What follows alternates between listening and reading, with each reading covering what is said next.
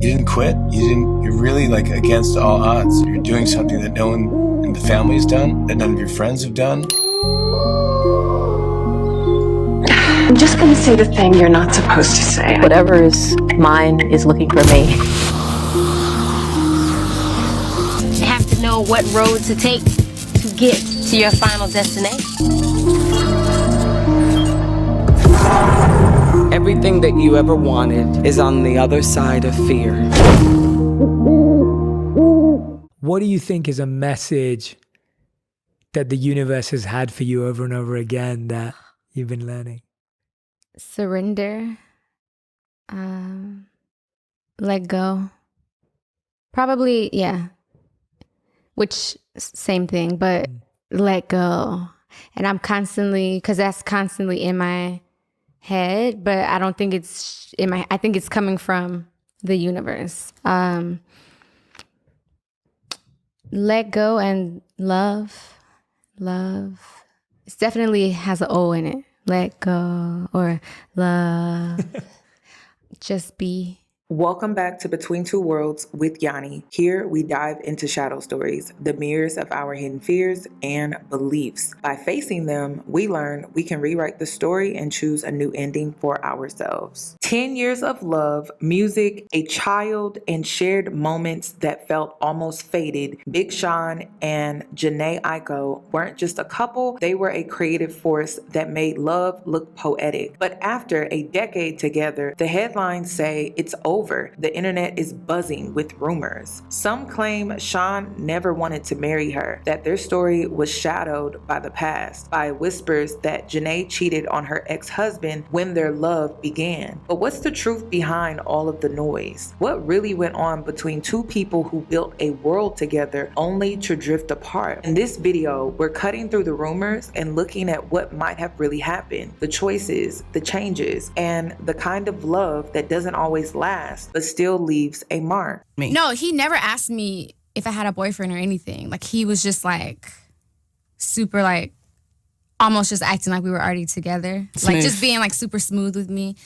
And then after I tweeted that we weren't dating, he was like, "Oh, that's messed up." Like, but I'm like, we're not though. Like, we just met each other. We went to one game. Like, we're friends. And then when I came around and I was like, okay, like, let's see what you're talking about, then he got a girlfriend. Oh, for God's sake, Jhene, you took too long. I know, it took too long. So then I was like, that's cool because we're still friends. Like, we were, you know, performing together still and recording and all that. You must have kissed by now, though, at some point. No, because every time, so we would go back and forth. Like, he would have a girlfriend, I would be single, but then I would have a boyfriend, and then he had another girlfriend, you know, Sean. No, I'm just kidding. Yeah. When he when entering a relationship with somebody who has a bit of a reputation, do you have reservations? Especially if you've been hurt before? No, because I'm a very trusting person, unfortunately, most of the time. I'm just like, everyone, you know, it's a clean slate for me, no matter who you are, no matter what anyone has said. And like I said, sometimes that's not the best way to go about it, but that's just my personality. Like, I'm just like, yeah, you know, I don't really think about stuff like that when I just meet a person and things are going good and stuff like that. So, no, I never had any reservations. And it's going well. How long have you been together now? It's been a while now. One thing about Big Sean and Jhene, their timing has always been a little off. It's like no matter how strong their connection was, something about life kept pulling them in different directions. When one was single, the other was in a different connection. It's that kind of story where the love never really goes away. It just keeps showing up at the wrong time. And sometimes that's what makes a bond so complicated. You can feel it's real, but the rhythm seems off or it doesn't quite match. Maybe that's what made their connection so magnetic and so messy at the same time. Always close enough to touch, but never fully in sync. Timing teaches us more than we think it does. You can meet someone who feels like they were handpicked for you. The chemistry is instant, the connection is magnetic, but if you're not aligned within yourself, it won't matter how strong that pull is. Because alignment isn't just about meeting the right person, it's about meeting them at the right time, when both people are in a place to give, to grow, and to build something that doesn't take them off their path, but deepens it. One of the main reasons why I called it this album Detroit 2 is because, you know, I was going through such a tough time in my life that I, you know, had tons of anxiety, tons of depression. I really felt like broken on the inside. Yeah.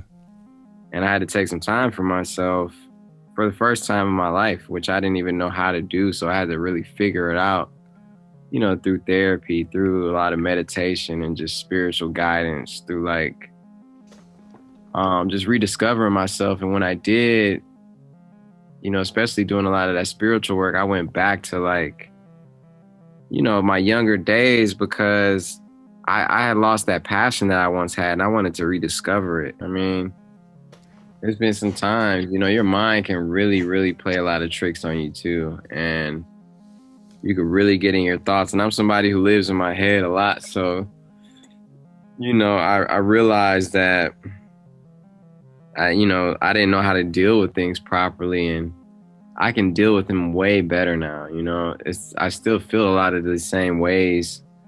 You know, sometimes I feel like we all do, but it's just really about how you deal with them and how you're able to get through them and really bring yourself back to like your core thoughts. You feel me? I remember when I started going to therapy, my dad started going to therapy. You know, it was like it inspired him to do that. So, you know, I come from a family where it's like my grandma was one of the first female black captains in World War II, and my granddad was in World War II as well, and they met back then. So they were amazing people, but they didn't know how to express their emotions, you know, and it trickled down, I feel like, to me.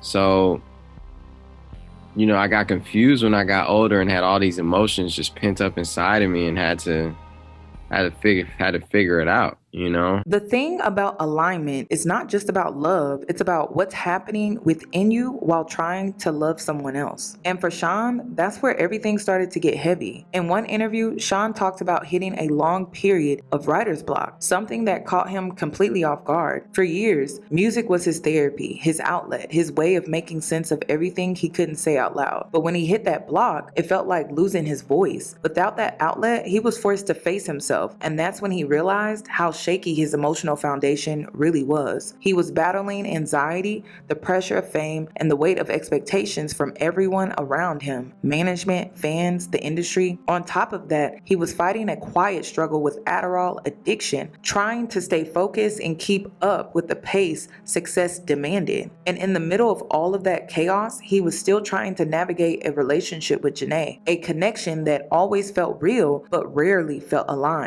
The timing was off, the healing was uneven, and the weight he was carrying inside made it almost impossible to build something steady on the outside. Bro, I was burnt out, man. I was tired and I didn't know why. You know, it's like if I'm supposed to be living out my dream and this is what I always wanted since I was 11 years old, I didn't understand why I was unhappy. You know, even if songs are on the radio, even if things are success, going, right? You know, gold and platinum and this and that, it's like what?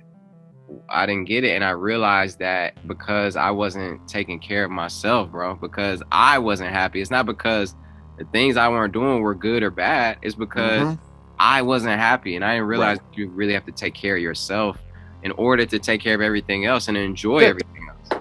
Right. You mean you got a great girlfriend, you got a career, but in the reality of it, it starts with Sean. It's like you.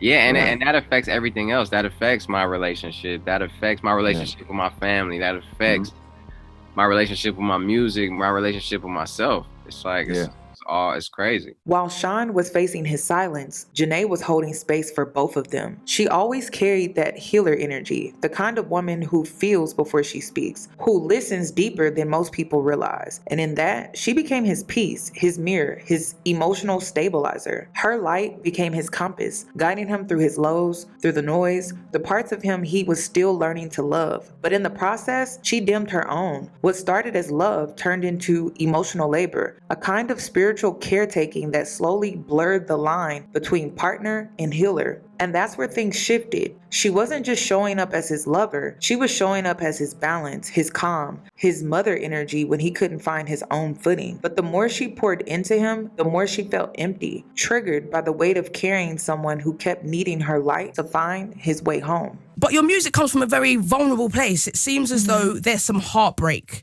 behind the music. What happened in your life? Who hurt you, Jhene? Oh, I think that life is just all about feeling, it's a feeling process. A wise man once said, Sean's dad, I feel like, has said that on one of his songs. And it really is, so it's all about the ups and downs. And I'm just such a sensitive person that when I go through things, I really, really go through them, like with all of my heart, and I feel things like on this crazy level. And so when I get hurt, it's like bad, and I don't know, I'm just a sensitive, vulnerable person. So little things like from when I was younger would break my heart. Like I had a cat, it got hit by a car. Like that was probably my first heartbreak. Oh man. And it was my cat, I named her Love. Oh, you see, you're breaking my heart, Jhene. And I think I was like, I don't know, I was really young and I came outside and it was like, got hit in front of a house that we were living at. And so that was like my first heartbreak, like, oh my gosh. And then my great grandmother passed and I was really close with her. And then just from there on, I was like, okay, so this is what life is gonna be. Like you're gonna always lose things that you really love. And each time, I felt it more and more. But I feel like that helps me create the art, How many times, if you had to estimate, how many times has your heart been broken, Jhene? Because there's a lot of songs. I mean, actually, my feelings have been hurt more than my heart has been broken, my heart has more so been broken from like tragedy, like from when my brother passed or when my cat died.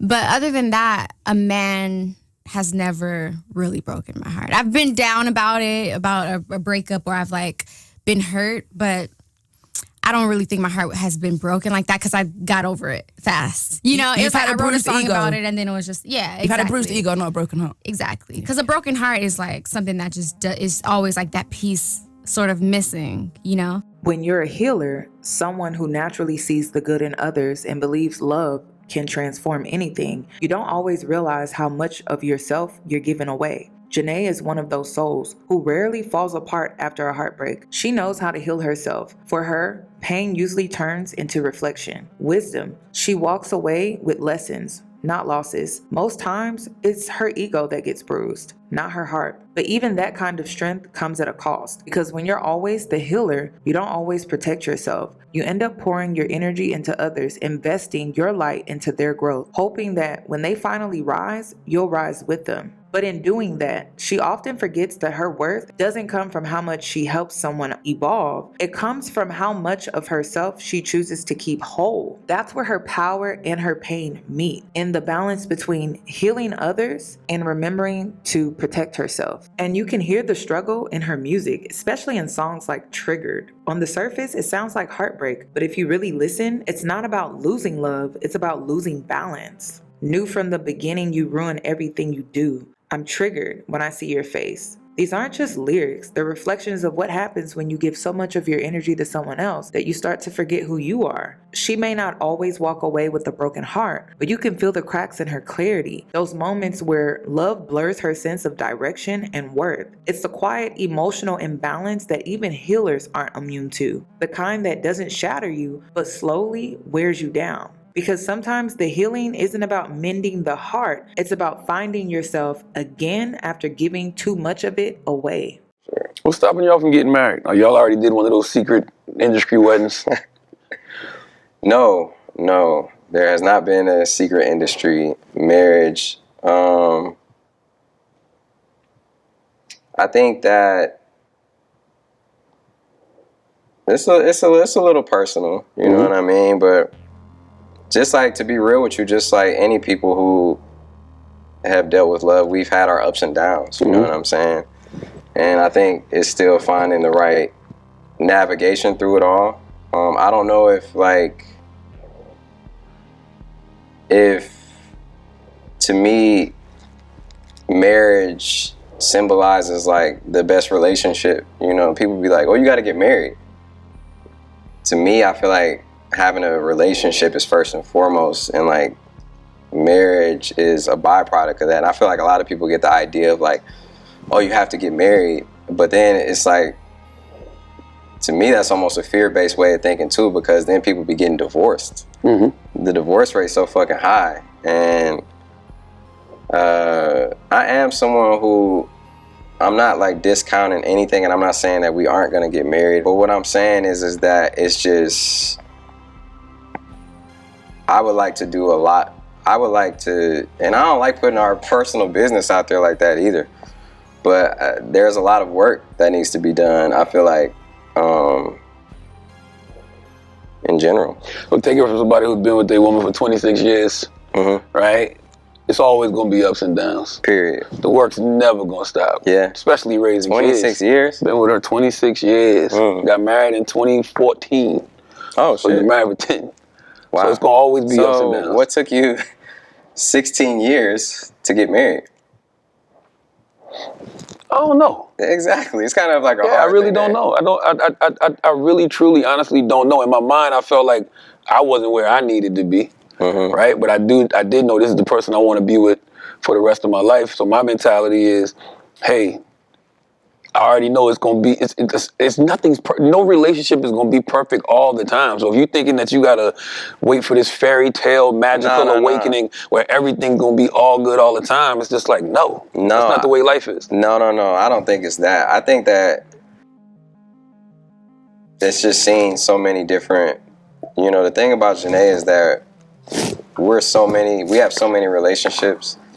It's like being peers, being in a group together, parents, romantic, all that. You know, it's like it's a crazy connection, because no matter what, we're always going to be tied together, no matter what. So I think that doesn't discount that, like, she and me both have to be on the same page. Not to say we aren't, but I feel like I can only speak for myself, that there needs to be like more work done so we could keep going, because there's a lot of focus on our family, there's a lot of focus on careers and everything, and that is something that I feel like has not been the main focus. So y'all not necessarily together now, y'all just figuring it out. Oh, now look at you, Charlotte. I'm just asking a question. No, I'm not saying that either. That's, you know, what I'm saying is that it's not perfect and that it needs to be work done. Right. You know what I'm saying? When you take a step back and really look at their story, it's clear this connection was never just about romance. It was about reflection. Two people drawn together by something deeper than timing, here to mirror back what the other needed to see. For Sean, that lesson was fulfillment, learning that success, fame, and even love can't feel what's missing inside. Through her, he learned how to slow down, look inward, and realize that peace isn't something another person gives you, it's something you build within yourself. And for Jhene, the lesson was knowing when to separate healing from helping, when to love from a distance instead of trying to rebuild someone who's still learning how to stand. Her journey was about remembering that her light doesn't have to dim to make someone else feel seen, that choosing herself isn't selfish, it's sacred. Together, they showed us that not all love stories are meant to end and forever. Some are meant to awaken you, to teach you where love ends and self-worth begins. And if they ever come back together, the truth is the cycle will most likely repeat, because when the lesson hasn't fully been learned, the connection just finds new ways to teach it. Some relationships aren't meant to last. They're meant to transform us. They guide us toward the higher version of ourselves, the one we might have never met if that person hadn't come into our life. But growth requires distance, and love doesn't always mean staying. For Sean and Jhene, their story might never close completely, but that doesn't mean it's unfinished. It just means its purpose has been served. And now the next chapter is about who they become after the connection, not within it. Sometimes endings aren't about loss. They're about surrender. Surrendering to what was and what can no longer stay the same. Because the hardest part of moving on is accepting what life is asking you to release. This is my opinion. I'm free to state my opinion anytime I like, right? Thank you. I don't want you to feel like that, but yeah, feel like that.